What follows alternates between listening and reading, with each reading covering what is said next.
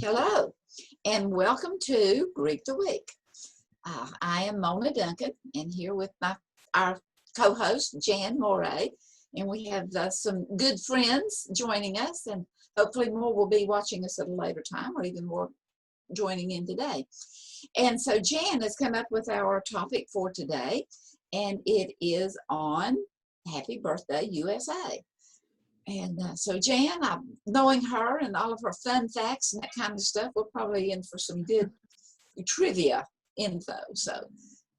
Well, I don't have any trivia to get us started with, except that it's 244 years ago when the United States declared its independence, and a lot has happened in those years. And even in the past month, we write these topics a month ahead of time so they can get posted and get out there what the topic's going to be. And a lot in just this 1 month has happened. And there's a lot of unrest in the United States right now, and all over the world actually. And so I'm gonna take a twist on Glasser here. How do we use our choice theory, for those people who are feeling because what I talked about at first is, how can we talk about the benefits of living in this great nation and the many things that we have to celebrate? And we do have a lot to celebrate. This still is the land of opportunity. There's so many things that we can do to promote ourselves and to be successful. But there's a lot of stuff not going quite right these days. And so I thought maybe we could, well, first of all, I just want to talk about opportunity. My father, neither of my parents were born in the United States. They came here in the 1940s to go to the university. And my dad was always so grateful for the United States because he was very poor. He grew up in Cuba and didn't have, barely had enough money to feed the family. He was one of 6 kids, and all of them were working and helping out and doing things. And he got the opportunity to come to the United States to go to the university. So he got the scholarship to come over here, and he vowed to, send money home. And he did. He got an engineering degree, and he got a good job. And from the day one, first of all, he borrowed a lot of money from all his friends and neighbors to get here. He got the scholarship, but they weren't paying for his travel, and he had no way to get here. And so after he was here for a while and he earned money, he went back and paid everybody back that he borrowed the money from. But then he continued to send money back to his family. And he, in fact, 20 years ago, he put a fence up in their yard in Houston, in Katy, Texas, and had the American flag, this Texas flag, the Greek flag, which is my mother's from Greece, and the Cuban flag. And he said, in honor of this country, state, and university, for all the opportunities that have brightened my future. And I can remember going to 4th of July celebrations when I was a kid. And it was a big deal. And then they have all the veterans stand, and Dad, would always, talk about how proud he was of the veterans. He always, was felt a little left out because he didn't get the opportunity to serve because he was an American citizen, and he didn't serve in the armed forces. And so, I was taught from a very early age to respect this country, to honor this country, because he knew that he could not have gotten where he was if he hadn't have come here. Staying where he was in Cuba, he just didn't have the opportunities he had here. And then in the 1960s, he brought 3 of his siblings to the United States, and they all, got jobs, not great jobs, but enough to support themselves and their families, and did reasonably well, considering. And so that's, that's kind of where I came from. And it's a lot about, putting in the work and putting in the effort to make this country great. And, I think about Dr. Glasser when he talks about, when people talk about their problems or what's bothering them, the thing is, well, what are you doing about it? And I guess that's what I'd like to focus on. What can we do? And I hear a lot of people saying, well, so what are you doing? And so I kind of like to talk about what we can do. What can we do? What all has happened, has happened, is happening. And as Mona likes to say, it is what it is. So let's take it from here. How can we, what can we do? So I guess that's how I'm setting the stage to start off with. Okay, so do you have some thoughts for yourself as to what we can do? Well, I do. And then as I mentioned to Mona and to Jerry when I first signed on here, I had just listened to a video right before I got on and I don't know how to say his name. It's Prince A, and it's spelled EA. Does anybody know, if I'm saying it right? He's a Black man, but he has very, very inspirational videos and things that he puts out. And he's talking about, helping us to get through what we're going through by spreading love and spreading happiness and spreading joy. And he uses this great analogy. If you have a fire and you're sending the fire department out to deal with the fire, you don't put out the fire with more fire. You put the fire out with water. All right. And so what we're doing is trying to put the fire out with more fire. So, okay, Jan, yeah? You said you don't put the fire out with what? With more fire. Oh, okay, gotcha. You don't put the fire out with more fire. And so where's what kind of love, what kind of happiness, what can we do? And I mean, one of the things that I've made more of an effort to do now, I always do this anyway, but I take my walk every morning, and even though now people aren't out walking quite as much as they were earlier, probably part of which because it's getting hot here in Texas, but I make an effort to say hello to everybody I meet. Anybody walking, I say hello. Any construction people, I say hello to them. A lot of them kind of look at me like, "Who's this lady? She's crazy." but it's just like spreading the happiness around and spreading the joy around, because this staying at home and it's emotionally stressful to not be able to do the things we're used to do.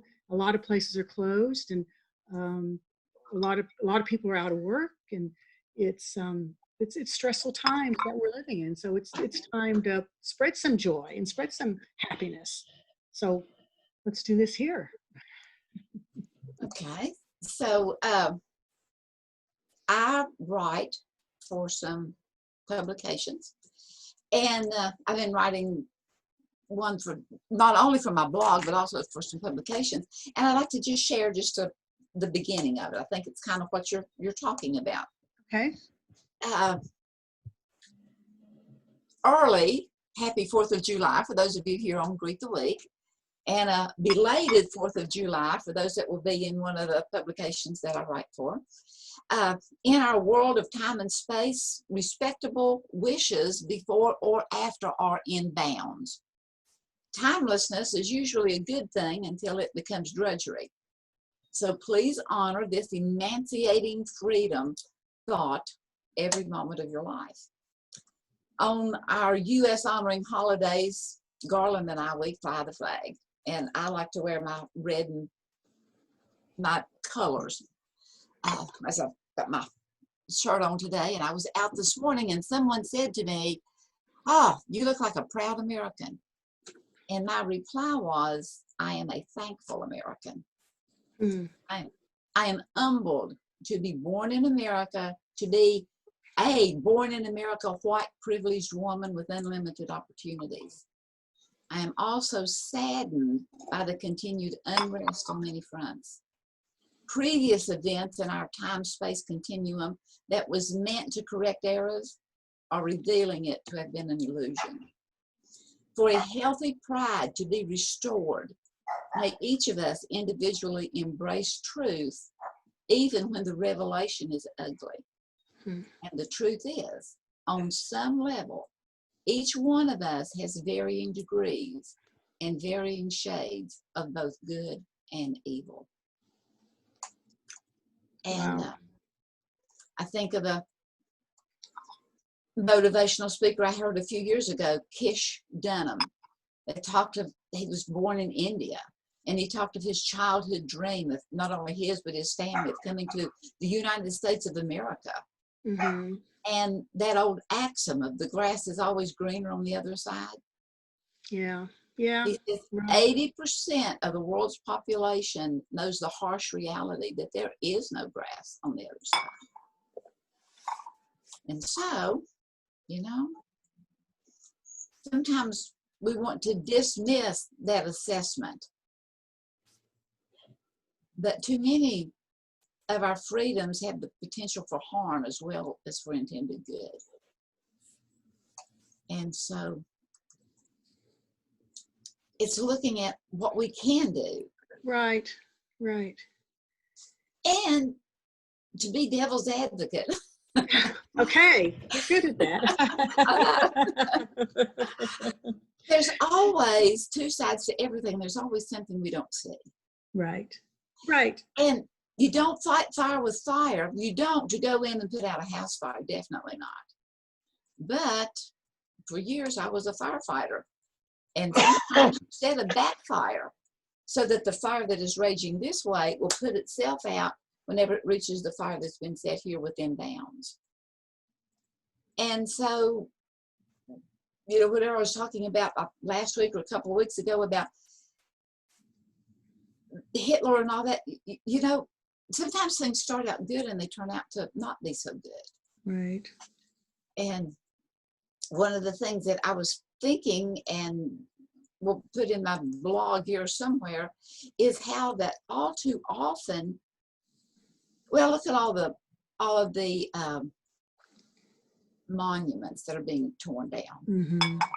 I mean, I have never been really a history buff, but I'm becoming one. And you know what? I'm finding out that the hero that Christopher Columbus was made out to be wasn't such a hero. Now, he did many wonderful things, and he is credited with having, you know, but he didn't discover America. It was already, you can't discover something that's already there. But then I think about taking down even Columbus's monuments are being torn down. And I look at Doris Miller. I don't know if you're familiar with that, but he's a Wacoan. And Okay, Doris, from Waco. Okay. huh? From Waco. I'm a man from Waco. Yeah, he's a man Yeah. from Waco, born and reared in Waco. And he was in the Navy. He was he was in Pearl Harbor during World War II, or when it started, when the Mm-hmm. when the Japanese bombed Pearl Harbor. He was on the West Virginia carrier, and he was a cook. And he had been a cook from his inception into the Navy. And whenever the bombs started dropping and people started dying, this cook goes out onto, and there was an unmanned machine gun. And he went over there and he fooled with, had never shot one before, but knew enough about firearms. And he is credited with having brought down 2 of the Japanese firefighters. And he now, you know, has, for years, it's been in the making of honoring him because he's a Waco citizen. Mm-hmm. And he's had a recreational thing for children named after him. And now there's just recently been a memorial put up of him. And he was just within the past few months awarded the Navy Cross, which is the highest award that anyone can receive. And he's the first Black man to receive it. Yeah. But my point is that, and we're looking at the unrest, not only, you know, a virus is something you can't see. Racism is something you can see. Mm-hmm. And that often when we try to correct errors, going back to Dr. Glasser, you know, correcting errors, sometimes we overcorrect or we go too far. We're only looking at one side of it. We're not looking at the whole picture. We're just looking at this one area that's hurting instead of saying, well, what are the ramifications? How is this going to affect the whole if we do this? And so, yeah. And so do approach it with love. Mm-hmm. Because it is it is a force that is, well, it's just, it reckons with everything. Yeah. And I think back to Dollar General, which my husband was with Dollar General. He was with Safeway first and then with Dollar General for several years, and was a manager as well as a trainer. And one of their mottos to all of their employees, their cashiers and everything, was greet within 10 feet. And so you're up front, you're stalking, no matter what you're doing, you see someone, you say to. hello, you see, well, yeah.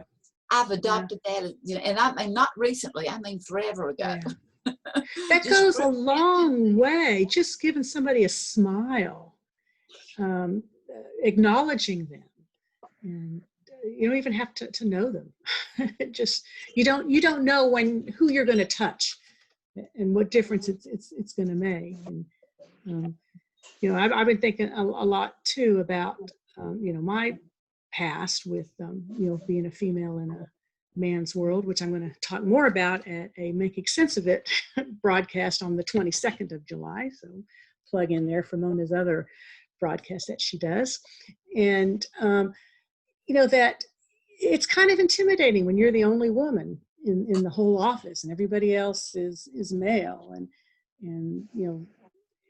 And some of the old guys just didn't really care to have a woman there. They'd been doing just fine, thank you very much, without us, and they were more than happy to keep going that way. But I always smiled at them and would ask, greet them and ask how they're doing, and was very pleasant with them. That one by one, I won them over. I won them all over. And, people always argue with me that no, you have to stand your ground and you have to, tell them off and let them know what's wrong and all this kind of stuff. And I said, well, there is a time for doing that, but not before you get to know them and not before you have some kind of a relationship with them. Because if you're gracious towards them and helpful and friendly, they're a lot more willing to listen. Whereas in the other way, they'll probably, treat you okay, maybe, but they're not they don't have your back, and they're not going to be working with you. But I turned around so many people by just a simple smile. And it takes a long time, and I know that's why people get frustrated, because they want immediate results, but nothing happens overnight. I mean, your thoughts and your beliefs you didn't create immediately, and nobody can change them immediately. It takes time and effort. And I think we owe it to ourselves, we owe it to each other to make that time to get to know each other and to get to know what they're struggling through. I mean, because I've heard so many stories of that have happened to Black people and stuff, and it's horrific. It's terrible what all they've had to go through, and but we can do it one person at a time. I mean, it's what are we doing about it? And so instead of complaining and criticizing, let's love, let's accept, let's respect, let's understand, let's show that we care and do something about it. Yeah, and Jan, you are still turning people around. Oh. With your kindness and your words of wisdom. And the thing of it is that most everything takes a seed form. Yes. With maybe the exception of error. I mean, that could be one of those things that just kind of seems to just happen, although I don't believe in accidents, because all the conditions were met for it to have happened. Mm-hmm. So all of the nuances, all of the energy or the lack of energy, the negative energy, yes. for that era to have happened, whatever it is. But it does take a little time for restitution and relationship building. Mm-hmm. And so can you give us some steps that you would take? How did you turn those people around, and how are you still doing it? Well, I mean, it starts with the smile. I mean, I've been told so many times I got such a nice smile, and it's a sincere smile. And you know, when somebody comes and complains at you and starts, you know, talking nasty to you, you're just like, I mean, you don't get pulled into that argument. You're like, wow, I'm glad you told me that. Let's talk about it. It's not, you know, well, you did this, and what was I supposed to do? You made me do this, or you made me angry, and what, you know, how am I supposed to react? It's more like, whoa, okay, I appreciate your telling me. I didn't realize that. So you ask for more information? Right. Yes. Yeah. And it's so let me understand where you're coming from. And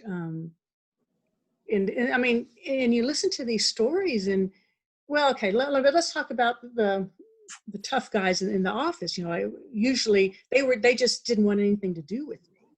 And so, you know, after a while, and you start smiling at them, they can't resist a young woman smiling at them. You know, I mean, after a while, and you know, and that's the thing.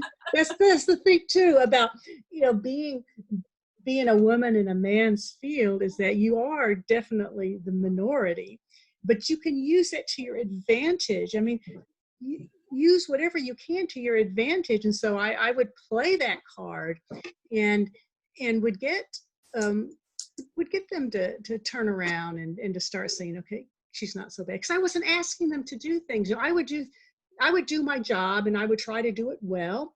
And if I didn't do something right, then I'd try to understand, you know, okay, what didn't I do right, and how can you help me with it? And but then I never pretended like I knew something that I didn't know. I'll never forget one time I you know, went up. I was supposed to read the log sheet, and it had all these temperatures and pressures and all kinds of numbers on it.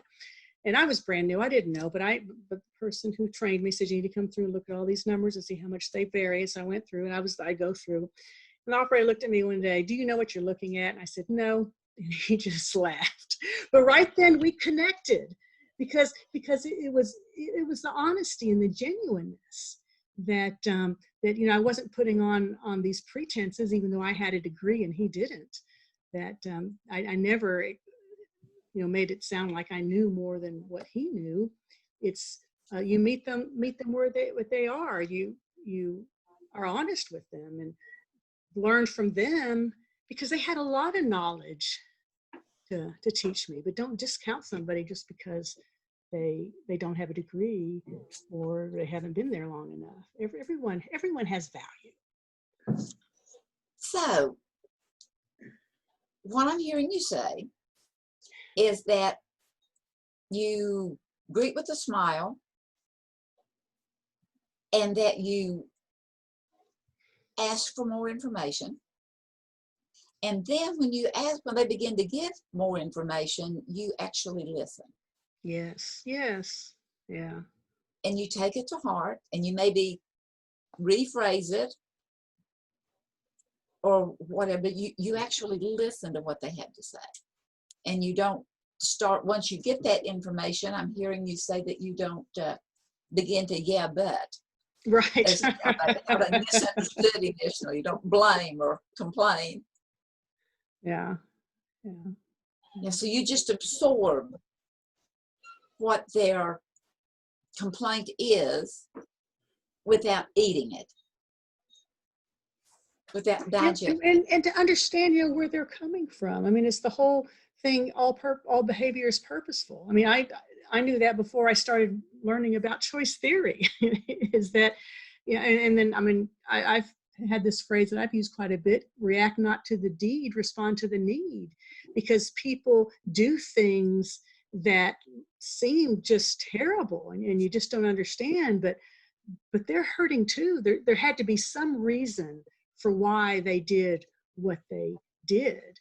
So try to understand, listen. I mean, it's listening and meeting people in a common ground to try to make things better. And you know, once you start working with somebody and relating with somebody, then things just come together. I mean, it takes a while to develop it. I won't sugarcoat that it's easy. It takes months to do that, but it's so well worth it. You know, once you create that relationship, people working together, but it's both sides working together, but one person has to start it. So let's be the ones who start it and get that relationship going, and let's do something to heal what's ailing us. Yes. So even though you use your status as a leverage point, you use it for good. Not it's not the power over. It's not power. It's never power over. Which is an interesting point too, because before I retired, you know, I was a technical manager. I had quite a few people reporting to me, and some people I didn't meet until after I became a manager, so they never knew me as one of them. and that was always so weird to me, that they would think that I was this real, you know, high up person, and I'm like, I'm not. I'm just like you. I'm no different from you. We're equal. I might have the title, but you've got the experience, you've got the expertise, and everyone has the expertise that they bring to the party. Everyone has value. I mean, I think that's one thing that you need to remember, is everybody has value. Exactly. Everyone has value, worth, input, opinions. Yes, all kinds of stuff. And it goes back to the fact that somewhere within us, we all have that shades of good and evil. We do. Yeah. And to know that, and recognize that. So we're coming down to the end, and was thinking that I would encourage all of you to check out the Doris Miller, because the memorial is absolutely beautiful. But the thing that I like about it the most is the fact that statue is right in front of a reflecting pool. Oh, wow. And not only is it beautiful and it's meaningful, but the fact that as we can begin to reflect on who we are, we can begin to see us in a different point of view, that whether it's a pretty reflection or whether it's one that we need to make some amends to. Yeah. And that as we begin to see others, you know, there's a whole movement about that. It's called See Me, see who I am. As we genuinely begin to see others. And something that I like to do, but I know it's not indigenous to just me, is that depending on the age or the status or the color or the economic of the individual, I want to look at everyone as either mother or father, brother or sister, son or daughter. And that makes it, because as we've learned from HeartMath, our heart is giving out several feet its own energy vibrates, as long as we have them that are loving and kind. Yeah. And let's send out those loving and kind energy. Let's send that out. And so where is this memorial? I have to stop next time I pass through Waco. It is on I-35, right off of I-35, go up Martin Luther King Boulevard. Okay. And it will be on the left. Okay. As you go So up. Is it north or south of the river? North. North. Well, north it is north of the river, and then you turn north. You turn left going up. You're also going north. I know it's an anomaly. Waco is an anomaly in many ways.